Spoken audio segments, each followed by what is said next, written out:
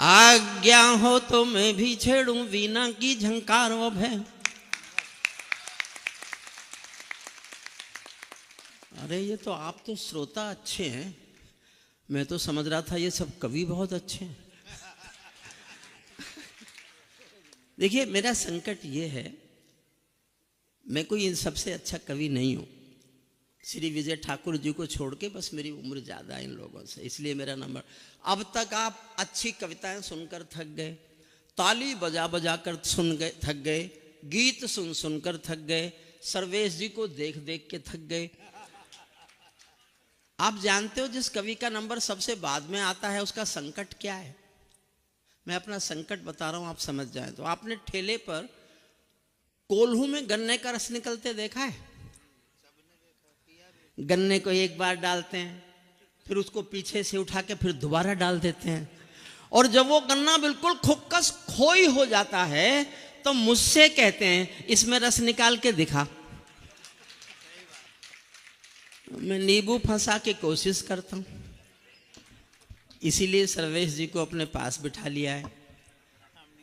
आज्ञा हो तो मैं भी छेड़ूं वीणा की झंकार व भय, और समय से कह दूं झूमे गाए मेघ मल्हार व भय। मुझको मां शक्ति ने दी है प्राणों में हुंकार व भय, और विधाता ने सौंपी है अधरों को ललकार व भय। मैं तो मां वीणा पानी से केवल ज्ञान मांगता हूं, जनगण मन की पीड़ा गाने का वरदान मांगता हूं, जनगण मन की पीड़ा गाने का वरदान।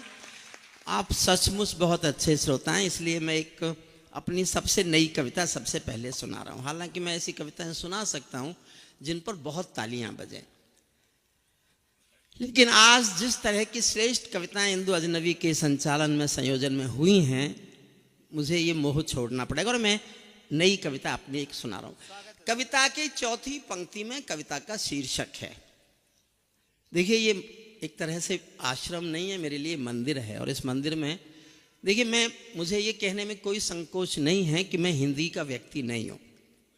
हिंदी का कवि मैं संयोग से बना, मैं जेपी के आंदोलन की कोख से पैदा हुआ कवि हूं। जेपी आंदोलन की कोख से दो चीजों ने जन्म लिया, एक जनता पार्टी ने और एक हरिओम पंवार ने। जनता पार्टी का मुझे पता नहीं कहाँ है, हरिओम पंवार पूज्य स्वामी जी के चरणों में बैठ के इस मुमक्ष आश्रम में कविता पाठ कर रहा है। तो मैं संयोग से कवि बना, इसलिए मेरी कविताओं में पैमाना लेके कोई बैठेगा विद्वान विजय ठाकुर जी जैसा तो गलतियां भी निकाल सकता है। चौथी लाइन मेरी कविता का शीर्षक है, उसको सुनकर आपको तय करना है कि यह विषय आपको सुनना है कि नहीं सुनना। आधे लोगों ने ताली बजाई तो आधी कविता सुनाऊंगा, एक चौथाई लोगों ने ताली बजाई तो एक चौथाई, और एक एक व्यक्ति की पीछे तक बैठे व्यक्ति की ताली मुझे सुनने को मिल गई तो कविता का अधिकांश भाग सुनाऊंगा, पूरी तो तब भी नहीं सुनाऊंगा क्योंकि मैं एक दो कविता और सुनाना चाहता हूं। पहले नहीं, ये विस्फोटक, ये कोई मैं जानता हूं, जो लोग अभी आ रहे हैं मैं उनका धन्यवाद करता हूं, मैं पहला कवि हूं। नहीं, आप ठीक समय आए, आपको मालूम था कि मैं इसी समय आऊंगा, बच गए सर्वेश से। आप क्यों खड़े, बैठ जाइए, आप भी बैठ जाइए, बैठ जाए। चौथी पंक्ति तय करेगी कि ये विषय, क्योंकि मैं माफ करना, मैं हंसी में ही कह रहा हूं, मैं थोड़ा इन लोगों से अलग हूं, मैं थोड़ा पढ़ा लिखा हूं। अरे अब हंस रहे हैं, सुनिए। पैरों में अंगारे बांधे, सीने में तूफान भरे, चौथी पंक्ति पर तय करके बताना। पैरों में अंगारे बांधे, सीने में तूफान भरे, आंखों में दो सागर आंजे, कई हिमालय शीश धरे। मैं धरती के आंसू का संतरास नहीं तो क्या गाऊं, मैं धरती के आंसू का संतरास नहीं तो क्या गाऊं, खूनी तालिबानों का इतिहास नहीं तो क्या गाऊं, खूनी। सल्यूट आपको, सल्यूट। बहुत अच्छा पूज्य स्वामी जी, ये मेरा सौभाग्य है कि इतने अच्छे लोगों में, संस्कार के लोगों में संस्कारित। देखिए भरोसे का देश है ये, विश्वासों का, परंपराओं का, निष्ठा का। एक छोटी सी आधी मिनट की कहानी सुनाता हूं, फिर मुझसे जुड़ना। आधी मिनट की। एक बाप बेटी जा रहे थे किसी रास्ते पे, दोनों को तेज बाढ़ का पानी मिला। दोनों डर गए, घबराए कि कैसे पार करेंगे, तेज बाढ़ का पानी बह रहा है। तो पिता ने हिम्मत करके कहा कि बेटी डरो मत, तुम मेरा हाथ पकड़ लो, हम बाढ़ से पार निकलेंगे। बेटी ने छूटते ही कहा, नहीं पापा, मैं आपका हाथ नहीं पकड़ूंगी, आप मेरा हाथ पकड़ लो। पिता ने कहा, इससे क्या फर्क पड़ता है, तुमने मेरा हाथ पकड़ा या मैंने तुम्हारा हाथ पकड़ा? उत्तर अच्छा लगे तो तालियां उठाना। बेटी ने कहा, पापा बहुत फर्क पड़ता है, मैं किसी मजबूरी में, अपने स्वार्थ में आपका हाथ छोड़ भी सकती हूं, लेकिन एक बाप अपनी बेटी का हाथ किसी हाल में कभी छोड़ नहीं सकता। अब ये मुझे व्यंग कर रहा था, इसकी शादी नहीं हुई, इसने करके क्या कर लिया? ये मुझे कल ना छेड़ा, इसलिए इसकी जुबान बंद करना बहुत जरूरी है। एक शादीशुदा भगवान जी की पूजा में बैठ गया, सर्वेश जैसा। अच्छा, हमारे भगवान तो बहुत भोले होते हैं, जल्दी खुश हो जाते हैं। वो खुश हो गए, बोले कोई एक मन्नत मांग, मैं तेरी पूजा से खुश हूं। एक मन्नत कोई मांग ले, मैं पूरी करूंगा। सर्वेश छूटते ही बोला, कुंवारा कर दो। अगली बात पर हिम्मत से तालियां बजाना ताकि सर्वेश मुझे कल से कभी चिढ़ाए नहीं। भगवान जी ने कहा, एक मन्नत मांग लो। सर्वेश ने कहा, मुझे कुंवारा कर दो। भगवान की आंखें लाल हो गई। बोला, गधे, मैंने तुझे मन्नत मांगने के लिए कहा था, जन्नत मांगने के लिए नहीं कहा था। आप तो नहीं छोड़ोगे? आप तो नहीं छोड़ोगे? मुझे मत छेड़ना सर्वेश। आप सुनिए, मैं ये थोड़ा सा इनका जो बहुत अच्छी कविताओं का बहुत अच्छा असर आप पे पड़ गया था, उसको थोड़ा सा कम करने की कोशिश कर रहा हूं, क्योंकि मैंने कभी किसी और की दीवार पर अपना पोस्टर नहीं लगाया। ये काम इस जैसे आदमी नहीं किया। सुनिए, मन से अब नहीं बोलूंगा। पैरों में अंगारे बांधे, सीने में तूफान भरे, आंखों में दो सागर आंजे। थोड़ा और बढ़ा देना इसको, मैं अपना आवाज बढ़ा दो भैया, आप इसको बढ़ा के छोड़ दो, फिर मैं अपना ऊपर नीचे करूं, आप मत कंट्रोल करना। ये स्वामी जी का ये सरकारी तो नहीं है? अच्छा अच्छा। पैरों में अंगारे बांधे, सीने में तूफान भरे, आंखों में दो सागर आंजे, कई हिमालय शीश धरे। मैं धरती के आंसू का संतरास नहीं तो क्या गाऊं, खूनी तालिबानों का इतिहास नहीं तो क्या गाऊं, आगामी तूफानों का आभास नहीं तो क्या गाऊं, आगामी तूफानों का आभास नहीं तो क्या गाऊं, दुनिया के दादाओं का उपहास नहीं तो क्या गाऊं, दुनिया के दादाओं का उपहास नहीं तो क्या गाऊं। नई सदी परमाणु बम के गहने पहने बैठी है। थोड़ी देर गंभीरता सुन लो बस। नई सदी परमाणु बम के गहने पहने बैठी है, घायल धरती माँ अंबर से पीड़ा कहने बैठी है, पुरवैया बम बंदूकों का जहर उगलते देखी है, विस्फोटों की गर्म हवा से नदी उबलते देखी है, नदी समंदर पर्वत घाटी झरने सब बेनूर मिले, कुदरत की सुंदरता के आभूषण चकनाचूर मिले, कुदरत की सुंदरता के आभूषण चकनाचूर मिले।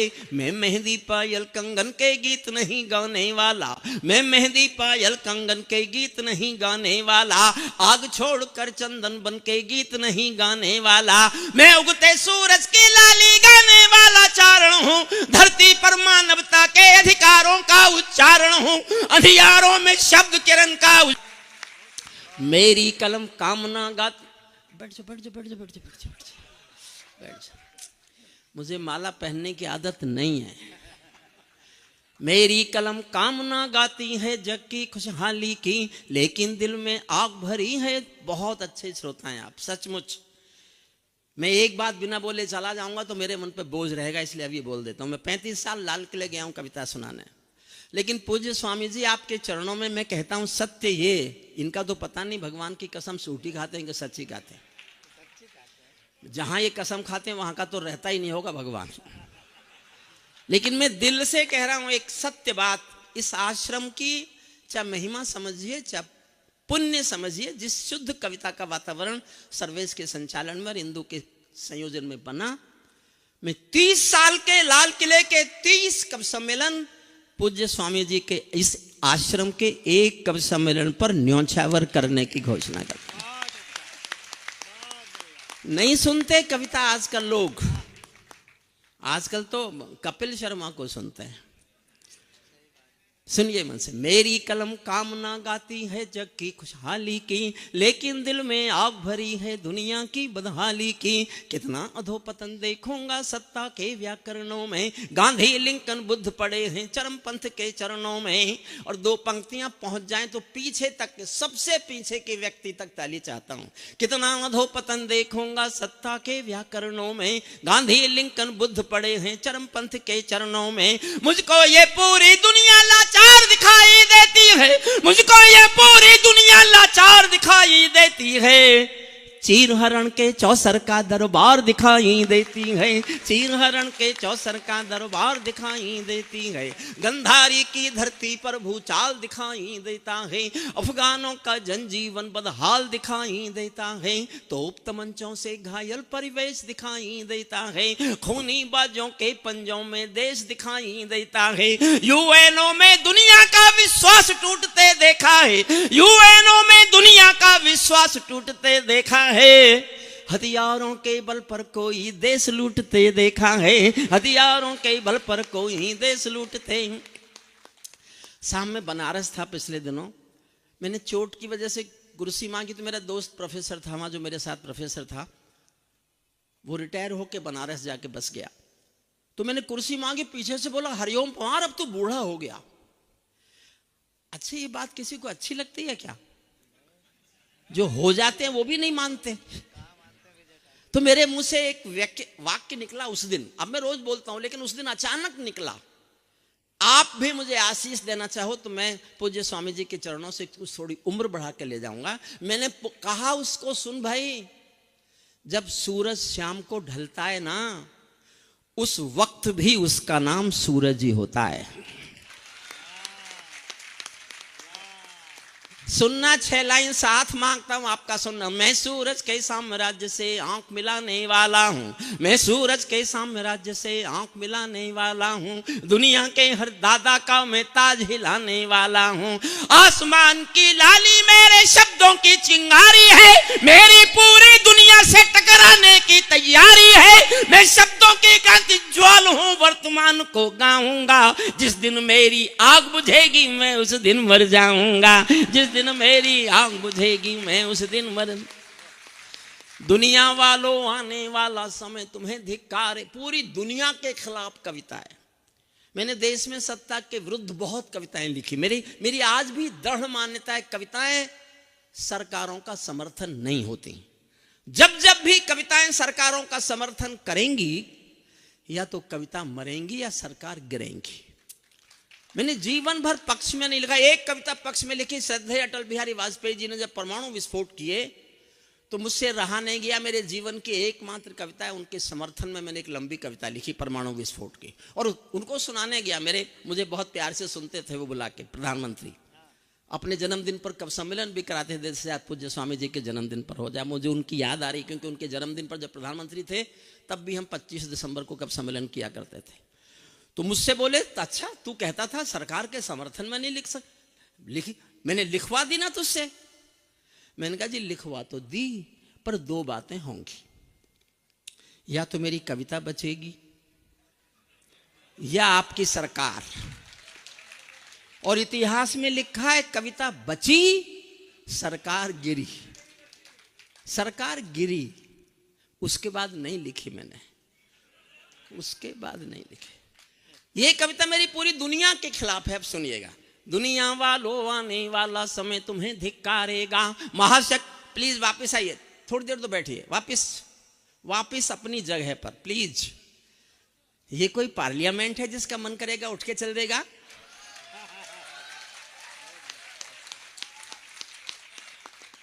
आपने मुझे पहले कभी सुना नहीं होगा, वरना आपका उठ के जाने का साहस। इतनी हिम्मत पे तो अखिलेश यादव जी की सरकार यश भारती बांट देती थी। कि वो व्यक्ति हरिओम पवार के सामने भी उठ के चल दिया। अब मत उठना, कृपया पीछे बैठ जा, अब मत कोई उठना मत। मैंने जिन सरकारों पे लिखा है ना वो बैठी हैं।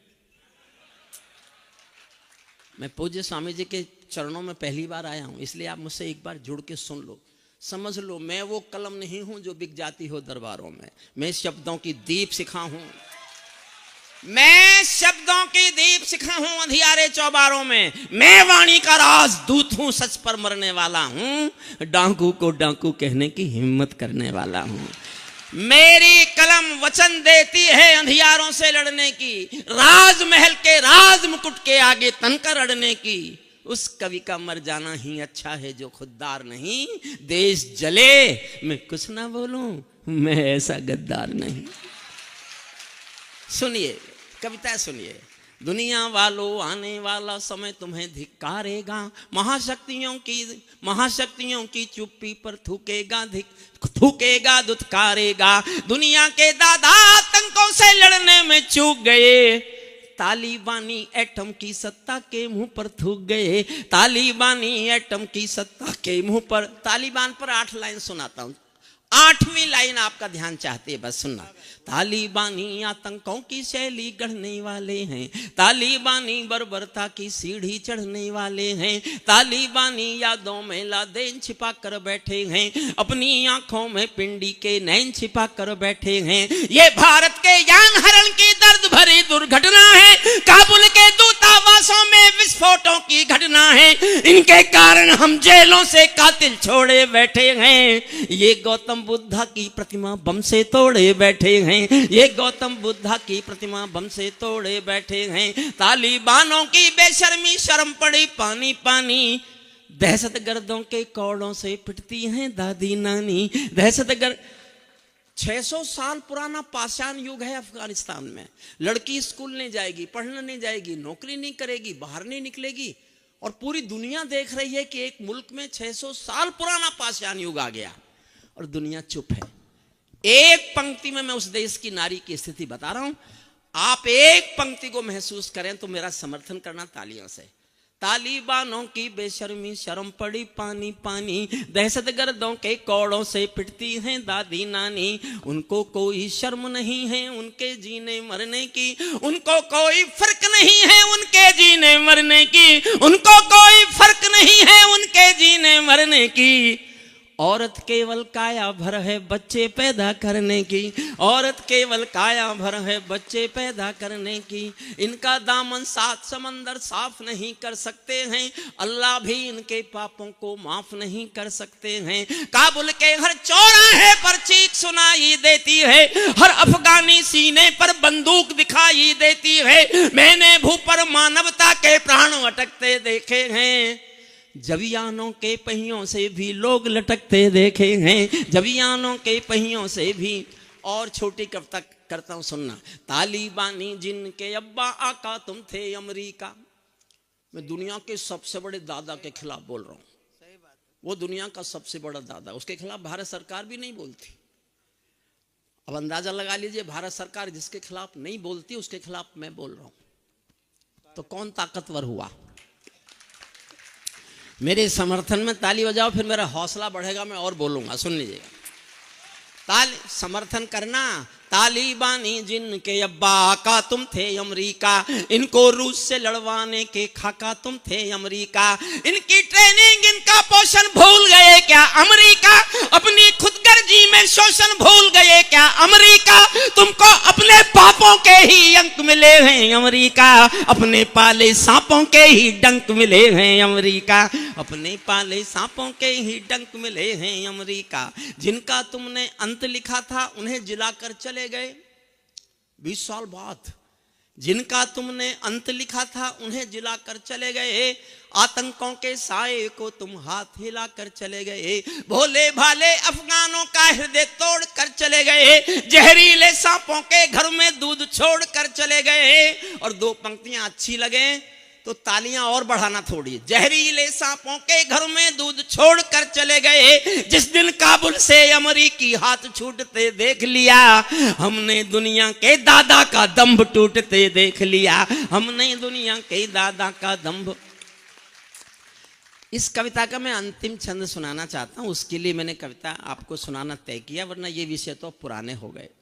और अंतिम छंद मैंने इसलिए लिखा, 2021 में 15 अगस्त को तालिबानियों ने कब्जा कर लिया था अफगानिस्तान पर, अमेरिका चला गया था वहां से।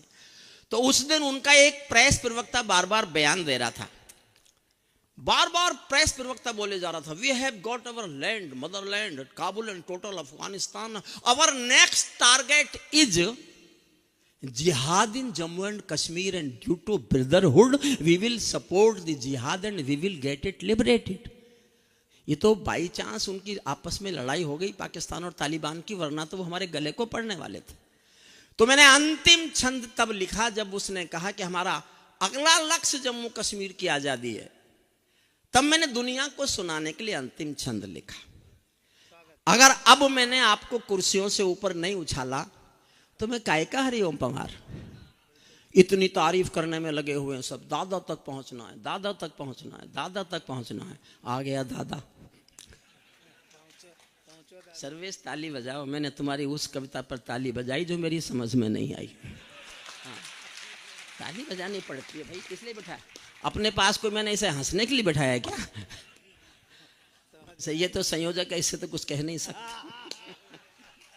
सुनिए मन से, अच्छा लगेगा आपको। तालिबान हो अपने, हुजूर बैठेंगे, किनकी तलाश में? वो नहीं आई आज, बैठ जाओ। देखो मैंने 40 साल पढ़ाया है बड़े बड़े बच्चों को, LLM की क्लासेस पढ़ाई है 40 साल, तो मुझे अनुशासन का तरीका आता है। मुझसे तो कोई अनुशासन व्यवस्था बनवाता नहीं है, वरना कश्मीर मुझे दे के देखो। तालिबान हो अपने घर में नाचो कूदो खेल करो, तालिबान हो अपने घर में नाचो कूदो खेल करो, जिससे चाहो जंग करो तुम, जिससे चाहो मेल करो, लेकिन मेरे कश्मीर के सपन देखना बंद करो, लेकिन मेरे कश्मीर के सपन देखना बंद करो।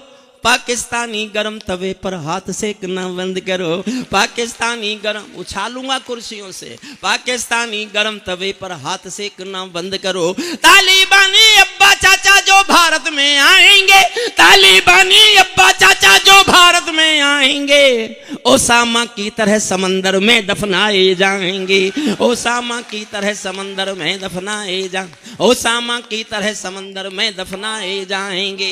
हम घाटी में आतंक की अभियान कुचल कर रख देंगे, कोयल के घर कौवों का अरमान कुचल कर रख देंगे, जो घुसपैठी घाटी में बारूदी गरम हवा देंगे, जो घुसपैठी घाटी में बारूदी गरम हवा देंगे। हम उनको जन्नत की 70 हूरों से मिलवा देंगे, हम उनको जन्नत की 70 हूरों, हम उनको जन्नत की बंदर। धन्यवाद धन्यवाद। हम उनको जन्नत की 70 हूरों से मिलवा देंगे। चंद किराए, अब देखता हूं कौन बैठा रहता है। चंद किराए के ये गुंडे, चंद किराए के ये गुंडे और तमंचे पिंडी के, चंद किराए के ये गुंडे और तमंचे पिंडी के, सौदागर बनकर बैठे हैं आतंकों की मंडी के। पहले इनको संविधान की परिभाषा में समझा दो, ना समझे तो फिर बुलडोजर की भाषा में समझा दो, ना समझे तो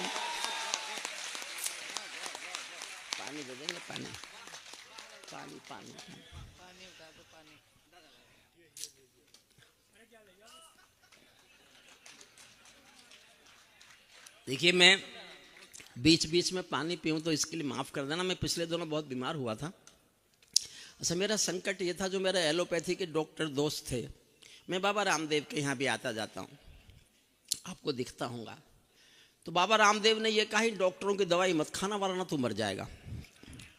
एलोपैथी के डॉक्टर जो मेरे दोस्त थे, उन्होंने कहा तू इस बाबा की दवाई मत खाना वरना मर जाएगा। मैं बचा जब मैंने दोनों की खानी बंद की, लेकिन तब तक बहुत खा चुका था, तो पानी इसलिए कि गला सूखता है। थोड़ी थोड़ी देर में सुनिएगा, मैं जब 3-4 कविताएं सुना लूंगा तब मेरा गला खुल जाएगा। क्या मैं कोई नेता नहीं हूं जो झूठ बोल रहा हूं? भगवान कसम।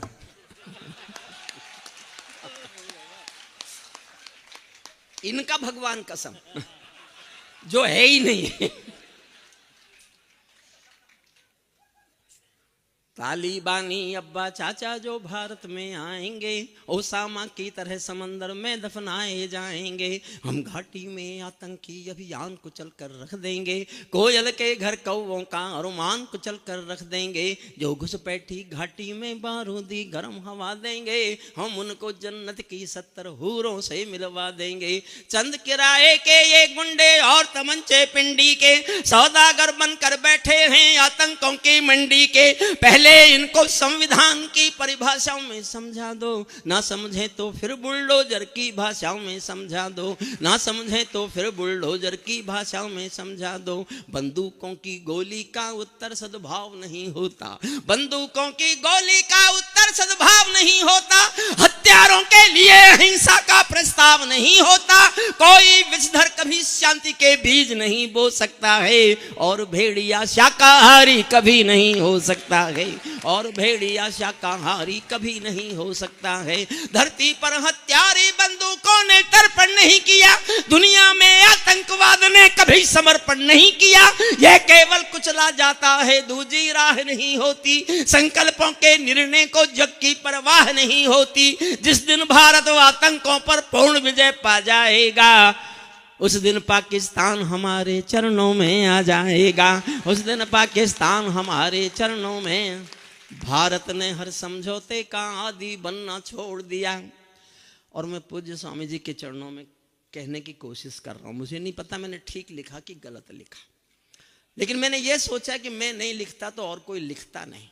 जिस दिन मैंने लिखा था मैं डरा भी था कि शायद गलती तो नहीं होगी, फिर मुझे लगा मैंने कोई गलती की नहीं। मैंने पार्टीशन के डॉक्यूमेंट पढ़ने के बाद ये लाइन लिखी है, समर्थन करो तो इतना करना कि मैं डरना बंद कर दूं कि मैंने कोई गलती की है, और लगे कि हाँ लिखा तो गलत है तो चुप रह जाना, मैं कल से नहीं पढ़ूंगा, मैं वचन दे के जा रहा हूं। लेकिन लगे कि ये कहने का समय आ गया है तो मैं पूरे सदन का जी भर के समर्थन देखना चाहता हूं। भारत ने हर समझौते का आदी बनना छोड़ दिया, भारत ने हर समझौते का आदी बनना छोड़ दिया। कुछ बातों में हमने बापू गांधी बनना छोड़ दिया, कुछ बातों में हमने बापू गांधी बनना छोड़ दिया। धरती अंबर और समंदर को ये भाषा समझा दो, धरती अंबर और समंदर को ये भाषा समझा दो। दुनिया के हर पंच सिकंदर को ये भाषा समझा दो। अब खंडित भारत मां की तस्वीर नहीं होने वाली, कश्मीर किसी के अब्बा की जागीर नहीं होने वाली, कश्मीर किसी के अब्बा की जागीर नहीं। नई सदी का भारत है ये 62 वाला दौर नहीं, नई सदी का भारत। अब हम भारत माता की जय के नारे लगाते हैं, इसने लगाया चंदन बैरागी ने, मैंने कहता है ये नारा मत लगाओ, अब नारा लगाओ दुनिया के बाप की जय। अगर हमारे प्राइम मिनिस्टर की कुर्सी ठीक करता है वो ट्रंप जो जेलेंस्की को धमकाता है, तो हम दुनिया के बाप हैं, समझ लो आप।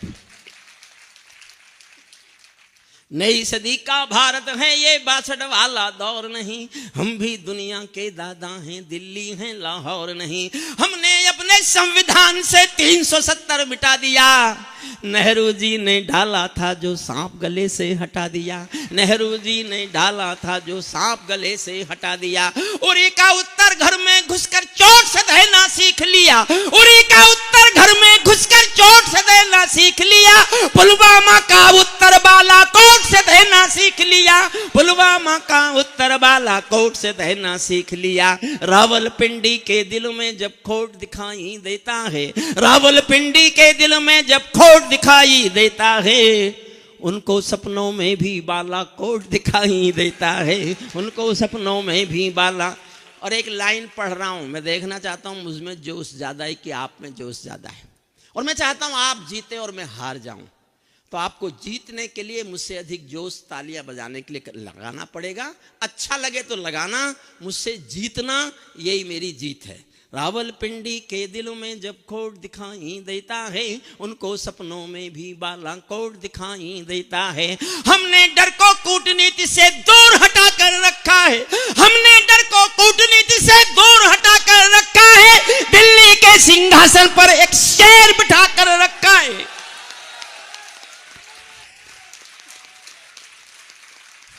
दो लाइन और पढ़ता हूं बस। दिल्ली के सिंहासन पर एक शेर बिठा कर रखा है, भारत की संसद ने कस्में खा खा कर स्वीकारा है, भारत की संसद ने कस्में खा खा कर स्वीकारा है। पाकिस्तानी कब्जे वाला सब कश्मीर हमारा है, दिल्ली के सिंहासन से ये निर्णय जाने वाला है। पाकिस्तानी कब्जे वाला वापस आने वाला है, पाकिस्तानी कब्जे वाला वापस। मैं आपको एक और कविता सुनाता हूँ, उसके बाद गला खुल जाएगा, फिर मैं 4-5 कविताएं सुनाऊंगा। मैं हंसी में नहीं कह रहा, मुझे तो पूज्य स्वामी जी के चरणों में बैठकर जो कविता सुनाने का सुख मिल रहा है, समझिए मैं कोई पूजा कर रहा हूँ, अर्चना कर रहा हूँ। मैं संतों के चरणों में बैठकर, मैंने बहुत पढ़ा है, बहुत संतों के चरणों में, और आज एक पवित्र आत्मा के चरणों में बैठकर कविता पाठ करने का सुख। मत जाइए साहब,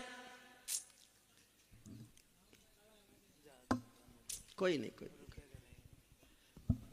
कोई नहीं होता है।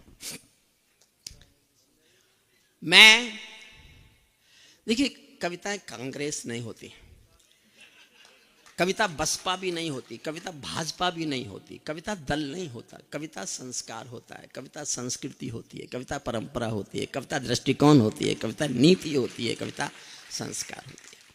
अच्छा, इसका जन्म कहाँ से होता है? मैं अपने छोटे भाई बहनों को, और श्रद्धेय विजय ठाकुर जी मुझसे बड़े हैं, उनके चरणों में एक विचार रखता हूँ। आधी मिनट की कहानी है क्या कविता? एक बहुत अमीर महिला बहुत बड़ी कार में बहुत महंगी साड़ी पहने हुए एक साड़ी की दुकान पर आई और दुकानदार से कहा, मुझे जल्दी से एक सस्ती सी साड़ी दे दो, मेरी नौकरानी की बेटी की शादी होने वाली है। ये कोई खास बात नहीं है, अक्सर अमीर महिलाएं यही करती हैं। खास बात यह है कि आधे घंटे बाद एक 80 साल की बुढ़िया फटी हुई धोती पहनकर टूटी सी रिक्शा में बैठकर उसी साड़ी की दुकान पर आई और दुकानदार से कहा, मुझे इस दुकान की सबसे अच्छी साड़ी दे दो, मेरी मालकिन की बेटी की शादी होने वाली है। एक गरीब महिला के दिल में उठता हुआ यह एहसास कि उनकी मालकिन की बेटी को अच्छी साड़ी मिलना चाहिए, ये एहसास ही कविता है, ये एहसास ही कविता को जन्म देता है। इसके सिवा कविता और कुछ भी नहीं। और मैं जो सुनाने जा रहा हूं सुनिए। देखिए, एक पिंजरे में पालतू तोता था किसी के पास। एक दिन मालिक ने तोते का सारा खाने पीने का सामान दिन भर का रख दिया उसके पिंजरे में और कहा, मैं पड़ोसी गांव जा रहा हूं, तेरा शाम तक का खाना रख दिया है, तू खा लेना। तोता बोला, मालिक उस गांव में तो मेरे गुरुजी रहते हैं। तो मालिक बोला, मैं क्या करूं? अरे बोले, मालिक उस गांव में जा रहे हो, मेरे गुरुजी को मेरी राम राम तो बोल सकते हो। मालिक ने कहा, मिलेगा तो बोल दूंगा। मालिक उस गांव में गया, जाके बोला, मेरे पिंजरे में एक तोता रहता है, मेरा पालतू तोता है एक, उसका कोई गुरु इस गांव में है क्या? एक बूढ़ा तोता उठ के आया, उसने कहा, मैं हूं। तो उसने कहा, मेरे तोते ने पिंजरे से तुमको राम राम बोला है। बूढ़े तोते ने सुना और मर गया। मालिक लौट के आया, तोते ने आते ही पूछा, मेरे गुरुजी मिले क्या? मालिक बोला, काय का तेरा गुरुजी? मैंने तेरी राम राम बोली, वो तो मर गया। इतना सुनते ही पिंजरे का तोता भी मर गया। मालिक ने जब पिंजरा खोला तो तोते की आत्मा कहती चली गई, समझ जाओ तो उठाना तालियां आकाश भर। तोते की आत्मा कहती चली गई कि मालिक तुम समझे नहीं, मेरे गुरु ने मेरे लिए संदेश भेजा है कि जिसको आजाद होना है उसे मरना आना चाहिए। मैं ये सब सोच के ही कविता लिखता हूं। एक कविता सुनाता हूं मैं आपको, किसी के पक्ष में एक शब्द नहीं है और किसी के खिलाफ भी एक शब्द नहीं है। मैं बड़ा सतर्क होकर आजकल कविताएं सुनाता हूं। मैंने जो मांगे रखी सरकार के सामने, कुछ पूरी हो गई, कुछ नहीं हुई। जो नहीं हुई उनको रखने का मेरा हक बनता है जनता की ओर से। ये पक्ष विपक्ष का मामला नहीं। गर्मी है थोड़ी, मैं इसको उतार दे।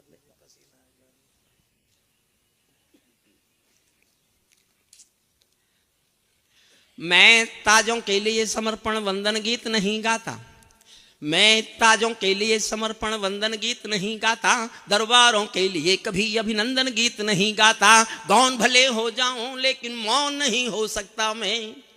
चौथी पंक्ति में मैं हूं, चौथी पंक्ति में मेरा चरित्र है, चौथी पंक्ति में मेरे काव्य का सारांश है।